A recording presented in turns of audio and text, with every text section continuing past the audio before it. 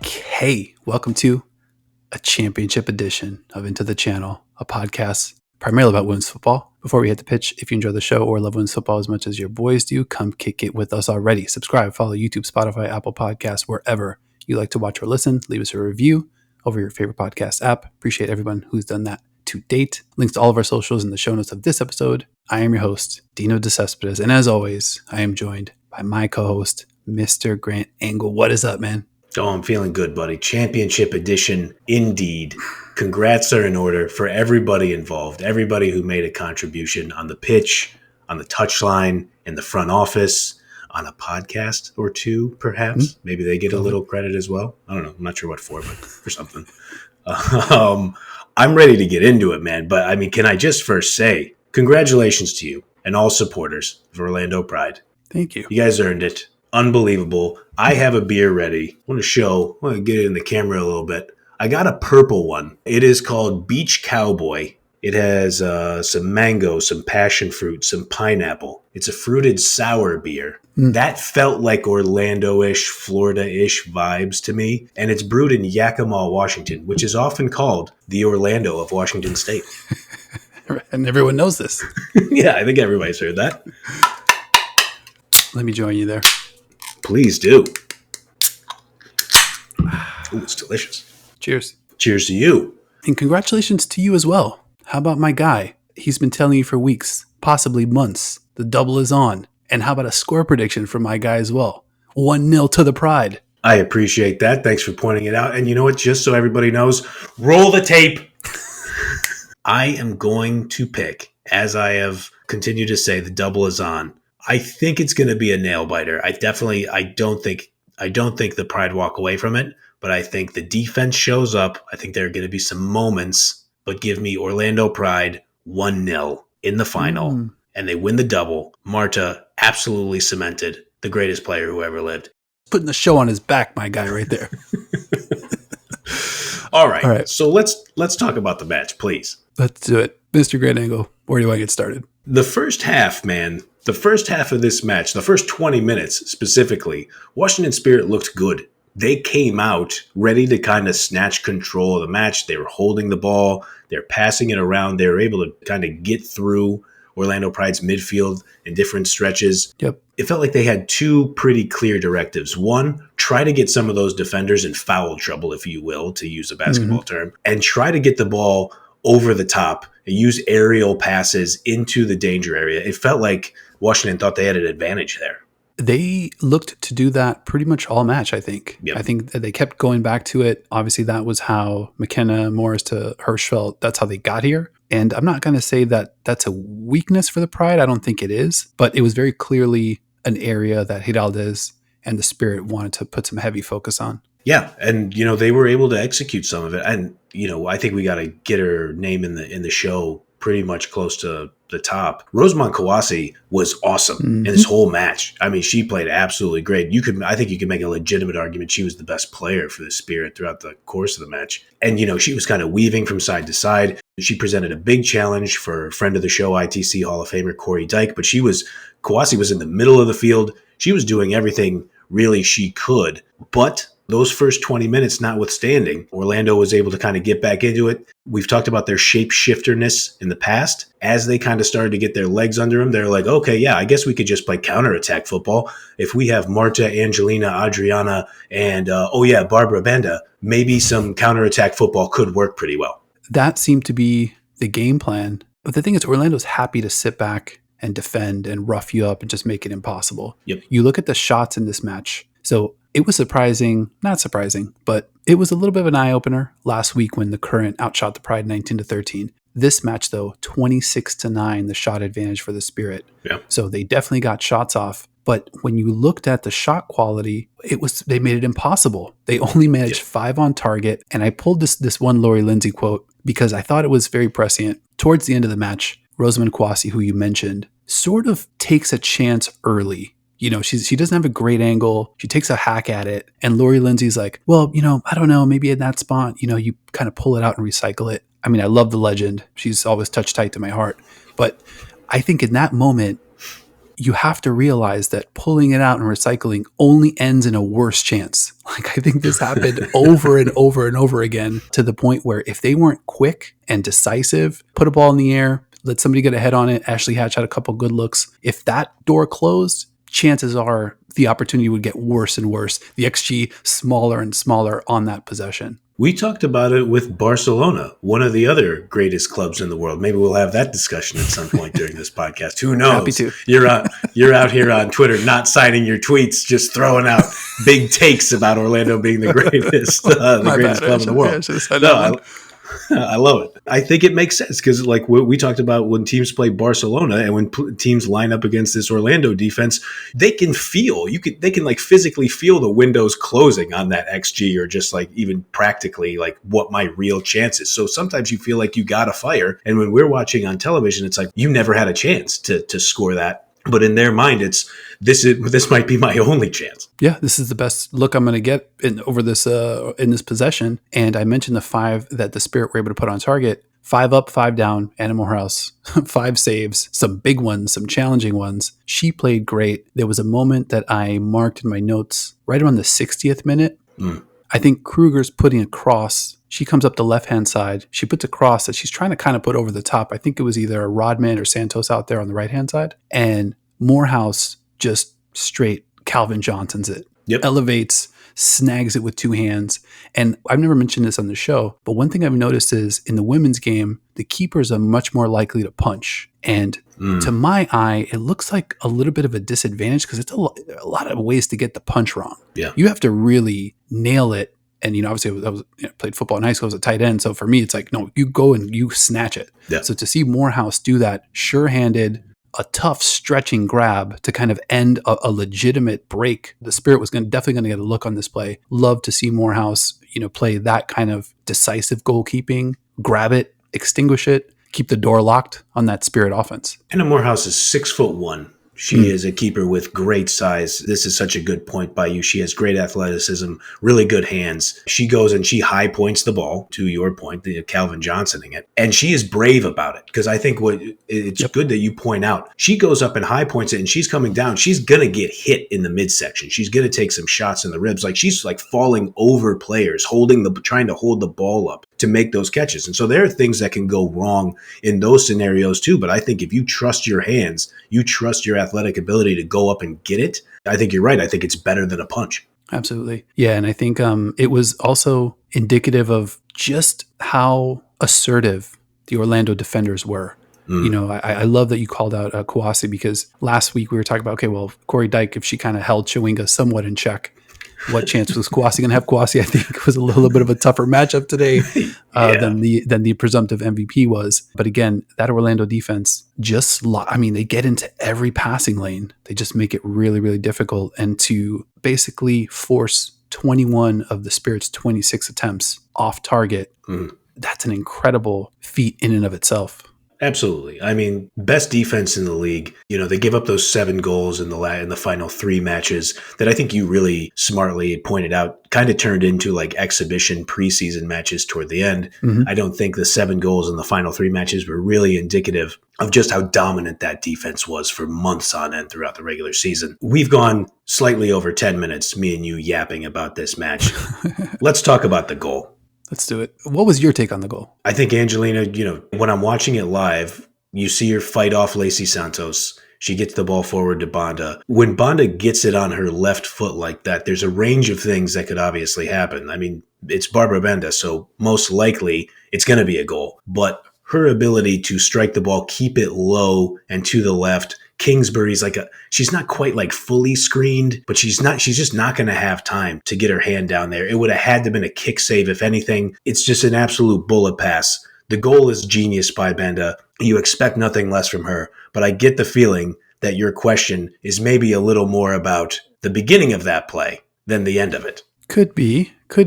What was your take? Did you think it should have been called back, or where did you land on that? I don't think it should be called back. And I know people get annoyed by this, and I don't blame folks, is that it's not called in the run of play. It was close. I think I've definitely seen less called for a foul during the run of play.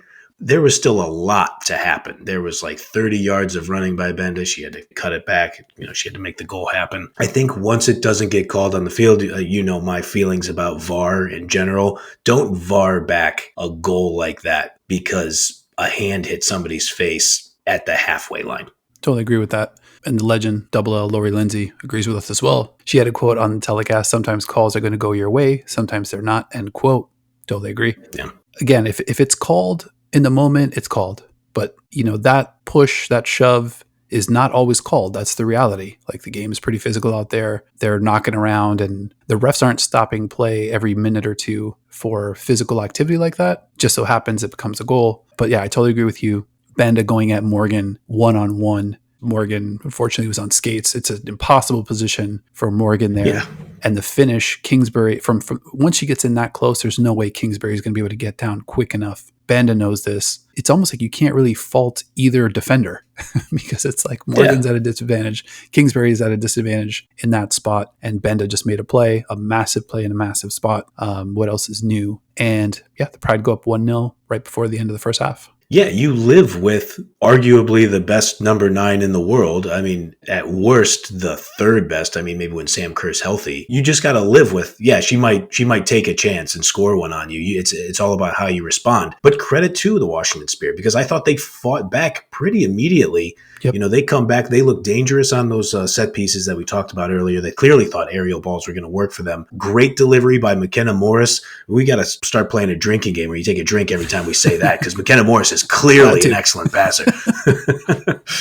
She delivers a great corner kick. Ashley Hatch nails the post with the header. Mm-hmm. The ball ricochets, and it's just one of those that the ball comes off the post and it just comes up on Tara Mikione too quickly for her to get over it. And that's why she kind of skies it over the crossbar. I mean, they could have equalized pretty shortly after that goal, and then you just have a totally different football game. But that's why football is the sport it is. It doesn't go in. You got to kind of try to claw back from there. Yeah, either that Hatch header or the Kouassi chance in the second half are probably the Spirit's two best looks. Yeah. One saved by the post, and Morehouse gets the other one. When you look at the XG battle in this one, 0.4 for the Pride, 1.6 for the Spirit. That's four times the XG for the Spirit.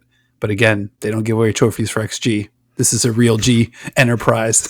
Pride take this 1-0. But I think what makes that interesting is Seb Hines' fingerprints are kind of all over that. Because in this matchup, you can see Seb say, all right, let's be a little bit more, not a little bit more conservative, but let's own our defensive third. Yeah. And let's just be dominant there. And the counter, you're not sure where it's going to come from. It could go over the top to Adriana. It could be Adri and Marta. It could be Marta and Banda. It could be Banda 1-on-2, 1-on-1, whatever. And I think the goal, when Angelina wins the ball back and finds Banda super wide, puts Morgan in a 1v1 defensive situation. You have to imagine that is or was the game plan. Spirit gets their chances, they get shots up, but ultimately when it comes down to it, the game gets broken on the exact trap that Hines set for the Spirit, which is we're going to sit back, we're going to counter, and we're going to take different angles. We're not going to just run up the left-hand side every time or the right-hand side every time. And it's not going to be the same couple players every time. We're going to mix it up depending on where the ball's at and where that long pass is going to be originating from. Yeah, 100%. I mean, we've given credit to Seb Hines multiple times. He's obviously the manager of the year in the NWSL this year. I think it goes back, and we've talked a lot about over the past few weeks. We talked about it with Corey Dyke herself. Orlando's identity showed through in this match. That defensive identity of we make everything difficult for you. It's like no easy buckets, again, to use some basketball parlance. Carrie Abello, Kylie Strom, Emily Sams, Corey Dyke back there, just playing tough, playing physical. And then if you are lucky enough to maybe hop over them and get a header, you have Anna Morehouse back there to clean up anything else. Washington Spirit had somewhere north of 60% possession in the second half. It felt like they were operating in the attacking half for most of that time. It was just a time for Orlando to be compact and to make sure they were putting hands on people, hand checking, pushing them off their spot, whatever kind of defensive term you want to use. And they were able to do it. I mean, they had timely blocks when they needed to, so the ball wasn't even getting to Morehouse to kind of make the save. They just grinded the game away. And like we've seen in a lot of Orlando Pride matches that we've watched this year, by like the 80th minute, I think Spirit looked tired out there. Yeah, I mean, they make it so tough on you to get any kind of decent quality look. And then even in the dying embers of the match, you see Banda defending like I basically at max intensity that late in the match. And obviously the notion that all 11 players are responsible for defense is like real shit in Orlando. There was a funny halftime comment that I just jotted down in my notes. I'm not sure who said it because I think they had already gone to the shots on the field, and they're the halftime analysts are just doing voiceovers. And I think one of the last nuggets was Washington Spirit need to deny service to Barbara Banda. I was like, okay. Yeah. No, it's a good idea. I mean, in practice, it's hard to execute. So yeah, on the halftime show, I think Laura Harvey had mentioned it, and then both Darian Jinks and Lola Bonta, they all agreed. Which, obviously those three know infinitely more ball than the two of us could ever hope to know. But I think they also know, you say that to your teammates, you say that to your players on the pitch. Good luck making it happen. It's funny because it's kind of like saying, don't let Michael Jordan get the ball. It's like, right. This is the sport, and I think, Benda is probably the best player in the NWSL. We've been talking about that all season. So easier said than done. I think the answer was probably, it's just like, I mean, she's so inevitable that holding her to one goal is probably within winning range for a team. Yeah. But you just cannot hold her with one person. And I think it's so much less about denying her the service because she can spin off you, she can outmuscle you, run past you, run around you. There's no not letting her get the ball. I think if you think tactically, they probably just needed to shade a little bit more defense her way. I mean, I think that there should have never been a situation where Benda beats one defender and then she's on with the keeper. Yeah. Again, I'm speaking from an Orlando perspective where there's just two massive walls of defenders. And that's before you get to Hannah Morehouse. It's just such a comfort knowing that your team could defend like that. I do want to talk a little bit about the GOAT, though. Got to. Marta.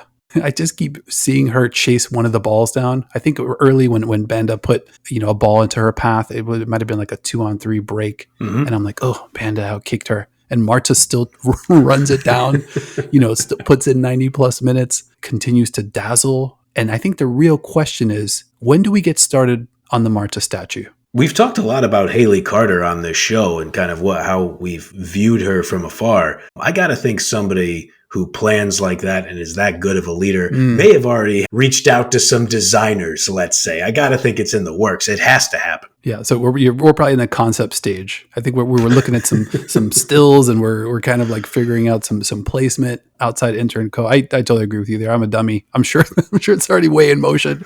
I did also put in my notes that Haley Carter and Seb Hines, maybe the new Riley Spoelstra. Let's go. That's absolutely fantastic. And real quick, back to the Marta statue. I don't know how much of the post-match you watched, but you can then unveil it when Marta and Seattle Reign come to town to play, because Laura Harvey offered Marta a contract when Marta said she wasn't sure what she was going to do in the offseason during that post-game show. So good job, Laura. I believe you could also hear there was some chatter going on, but I think Laura Harvey just said, name your price when talking about this potential contract to Marta, which, you know what? God bless open tampering over the airwaves. I love it.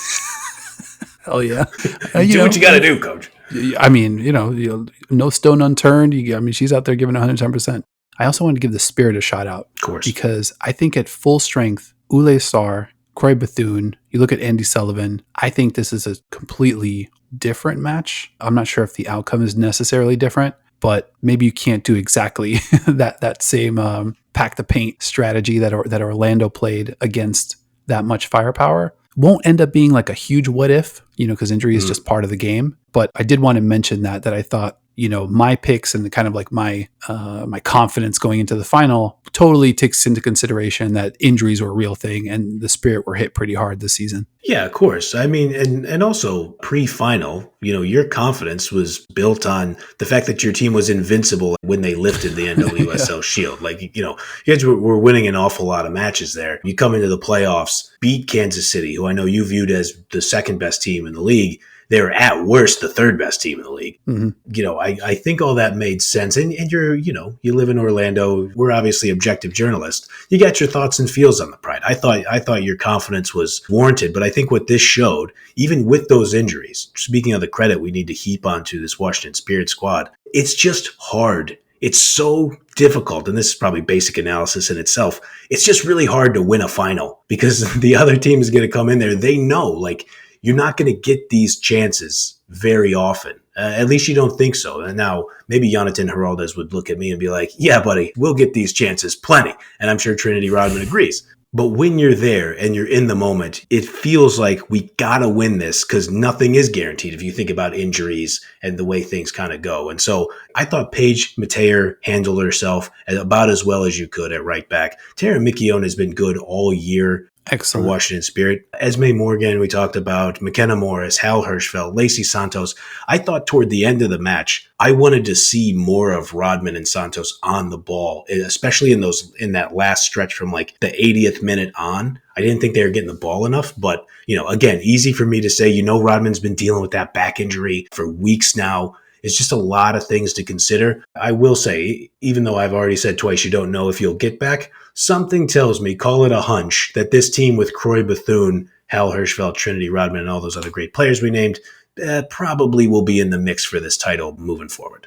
I mean, no argument here. Super loaded. They're super loaded. And I think the one thing that I was worried about was Hidaldiz's creativity in a game plan. Yep. And I thought the game plan was right on for them. To rewind real quick, one last point on Haley Carter and Seb Hines. I did kind of lament not going for the undefeated season. And obviously, like they raised the shield undefeated. Mm-hmm. They win the 3 straight to win the NWSL championship. It's hard not to go back to those couple matches and be like, oh, but what if they, kind of like put it together? But then the other side of my brain says, you know what? This final was nip and tuck. Mm-hmm. They win. They're in control for good chunks of the match. But Spirit definitely have their chances. Orlando, safe to say, was pushed pretty much to the brink. Oh, yeah.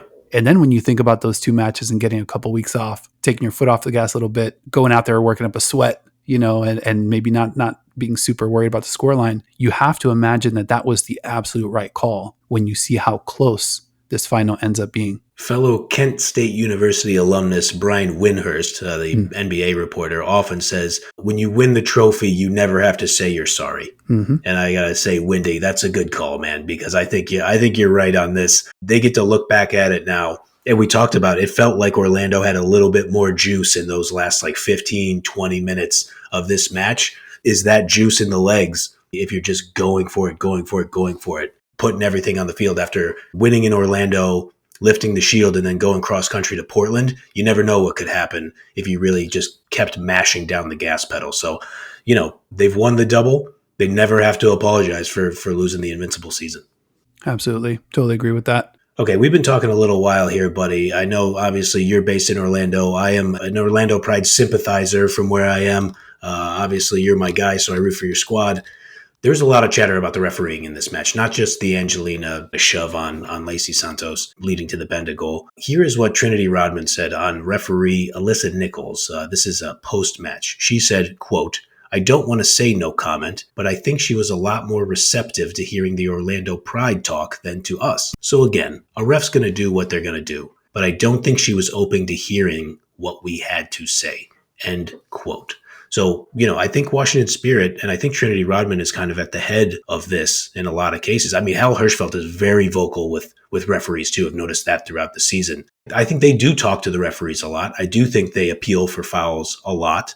What do you think about Trinity Rodman kind of walking that line of I don't think she buried Alyssa Nichols here, but I think it's an interesting tact to say, well, she seemed to be listening, more receptive to the other side than us. I mean, yeah, definitely pretty savvy phrasing there, but Trinity Rodman, to me, is at a place in her career, even though she's still a super young player, where her actions are starting to kind of like bleed out into the rest of the squad. And I think it wasn't just the Spirit in this match, because this Orlando Pride side has frustrated every team. They turned every team into this irate, superheated, I mean, I have a toddler at home, a lot of toddler vibes, like that we see on the pitch. But I feel like Rodman, I think, just spends too much time gesturing and trying to show up the ref and trying to show up other players. And it's just sort of like, it's starting to bleed into other players. And I think the Hirschfeld call out, I think is exactly right, because when Hirschfeld gets called for her yellow, which was like a legit foul. Oh, yeah.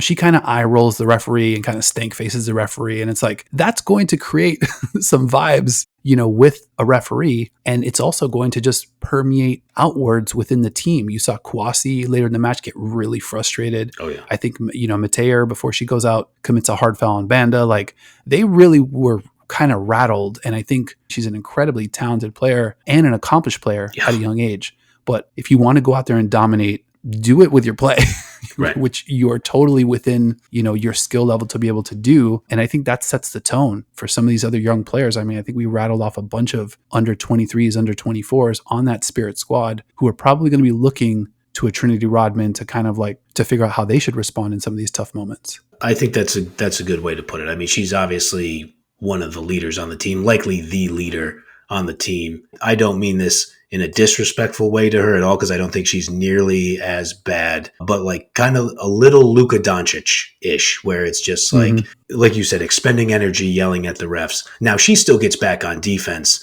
and she still is clearly incredibly conditioned. So I would never compare her to Luka in those ways.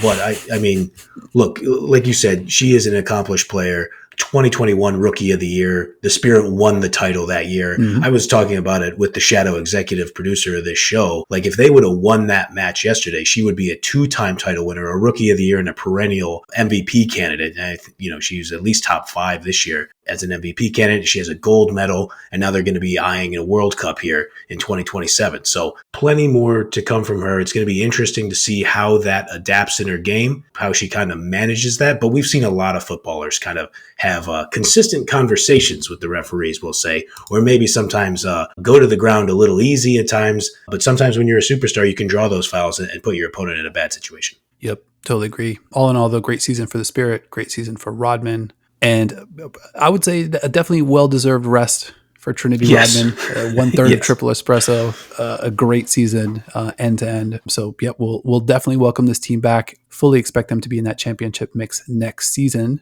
All right, man. Orlando Pride, our 2024 double winners, Shield winners, NWSL champions. We took home all the trophies, almost all the trophies. Barbara Banda, my MVP. Again, more vindication for your boy. Not going to pat myself on the back too hard.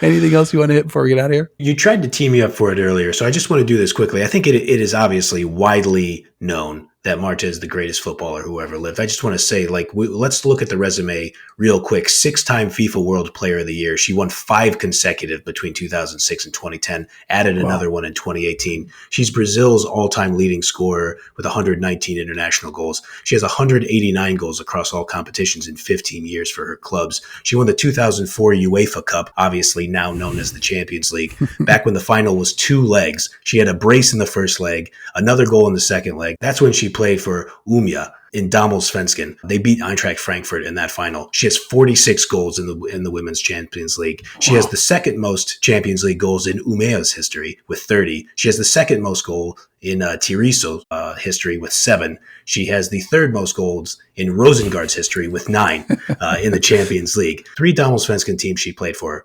Umeå, Tiriso, it's a tricky one, and Rosengard. She won Damallsvenskan with those sides 7 times for her career over there in Sweden. Wow. She reached the Champions League final with a combination of those teams 4 times, including when she reached it in the 2007 final with Tiriso, and they lost to your Arsenal and our pal Leanne Sanderson. So let me just roll through a couple more of these. She won the Golden Boot in women's professional soccer, the league that predated the NWSL. She won that Golden Boot 3 years in a row from 2009 to 2011. She played for 3 teams because, unfortunately, multiple of those teams were folding because of financial conditions. They won the league all 3 years for the teams that she played for, 3 teams in 3 years, and she won the double in 2 of those years. One for FC Gold Pride, which plays in the Oakland area, or played in the Oakland area, and the Western New York Flash.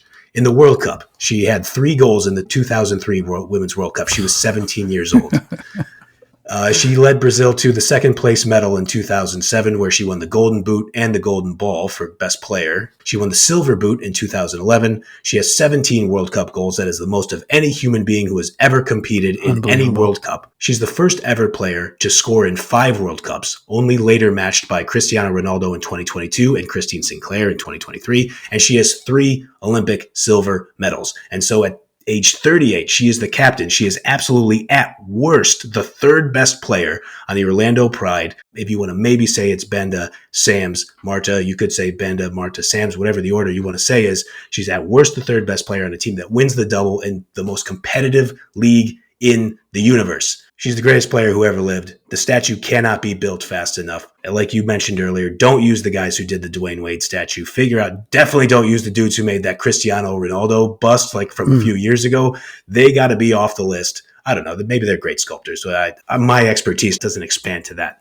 But let me just say, there was really never any question. But now the resume is getting so long, it's going to be nearly impossible for anybody to meet that in the next 50 years. I can't believe some of the years that you're rattling off: 2007, 2008, 2003. It's just ridiculous. Yeah. Shout out to the GOAT. And I mean, you can't help but feel just incredible warmth when you see her raise the trophy and just how everybody rallies around her and just kind of runs to her. Like, she's definitely the emotional center of the team. The Pride have this thing where they basically repeat a Martaism about teams coming into Orlando, where Marta says, nobody comes in here and has fun except us, which is just... That's awesome. That's so good. Go talk. Let's go. Mm-hmm. All right. Quick programming reminder. We will be back next week with a recap of the U.S. Women's National Team's trip to Wembley to take on England. A little Netherlands preview nuzzled in there as well. And soon thereafter, we're going to be joined by a special guest, an old friend of the ITC pod, our guy, Peter Weissy. He's going to come on, talk about Germany, talk about Frauen Bundesliga, little Bayern, little Wolfsburg. We'll look at the table out there as well. So definitely stick around for that. And then we will be back shortly thereafter with a Match Day 5 preview before the UEFA Women's Champions League kicks back up mid-December. So very excited to get into all of this with you. With that said, I think we did it. It's been another episode of Into the Channel. Sincere thank you for watching, listening, following, liking, subscribing, just plain hanging out with your boys. And remember to like if you liked, and subscribe or follow Into the Channel, YouTube, Spotify, Apple Podcasts, wherever you like to watch or listen. Leave us a review over your favorite podcast app. Links to all of our socials in the show notes of this episode. And a big thank you to my co-host as well, Mr. Grant Engel, you already know who's raising the trophy. You and I, it's half you, half me. We're lifting that thing at the same time, 50-50. I appreciate you, bro. Couldn't do it without you. Likewise, my good man. Congratulations to you and all Orlando Pride fans again. And there are going to be transfers. There are going to be NWSL moves in the offseason. We've made a lot of pals over here on our side of the pond, like we've referenced many times. This started as a UEFA Women's Champions League podcast. We love European football, but obviously we've become entrenched in the NWSL as well. Thank you, everybody who kind of picked us up during this NWSL season. We really appreciate dropping knowledge, giving us some historical background on a lot of these players, teams, coaches. We really greatly appreciate all your help. Let me do something real quick. Quick shout out at Shark Eats Kitten, at John Rollins, our guy, Loud and Proud, at Luis. And I don't know Luis's handle, but Luis, you already know what time it is. Loud and Proud, our guys, community's growing. We're just so happy to be a part of it. And we appreciate everyone checking in from the final. For sure, man. The NWSL season this year was awesome, and you guys made it awesome for us. So thank you again for dropping knowledge in the comments, keeping us honest on some of the takes. We appreciate you guys. If you want to keep rocking with us during our UEFA Women's Champions League coverage, you're more than welcome to come join us in the tent. But other than that, we will see you guys next time.